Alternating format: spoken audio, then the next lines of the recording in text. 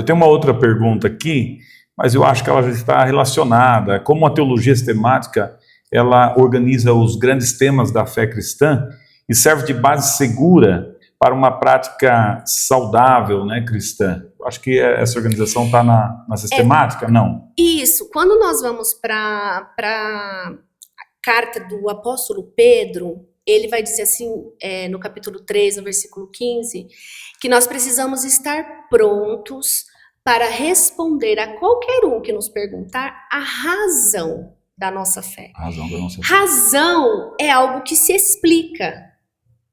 Então, é muito interessante porque o apóstolo ele coloca no texto a razão da nossa esperança, a razão daquilo que nós cremos.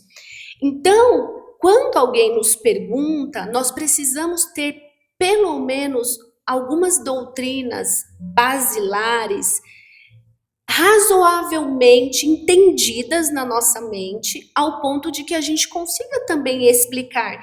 Isso não significa que você precisa conhecer todos os termos técnicos e as palavras difíceis, mas você precisa minimamente conseguir explicar para alguém: eu creio, eu tenho esperança em Jesus, por causa disso, disso. A palavra me fala sobre isso. E como que a gente organiza esses pensamentos? Essa é a pergunta. Como organizar esses temas? Exato. A teologia sistemática, ela nos ajuda nessa organização. Ela consegue colocar um pouquinho mais assim, facilitado. Não é que é fácil.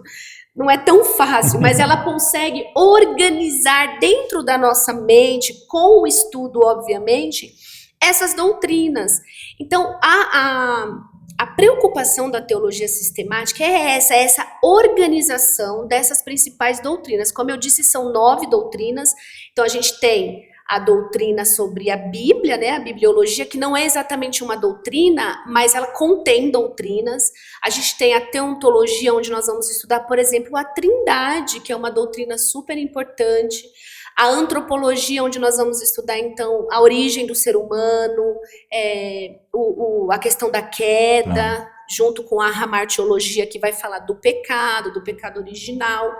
Nós temos também uma doutrina super importante, que é a eclesiologia, que é a doutrina da igreja. Por que nós nos organizamos como igreja? Por que isso é importante?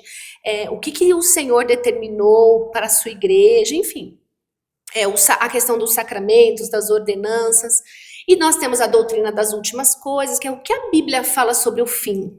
O que a Bíblia fala sobre a escatologia, né? Algumas pessoas têm medo. Pois é, e aí é que tá, quando a gente estuda isso... Esse medo vai embora?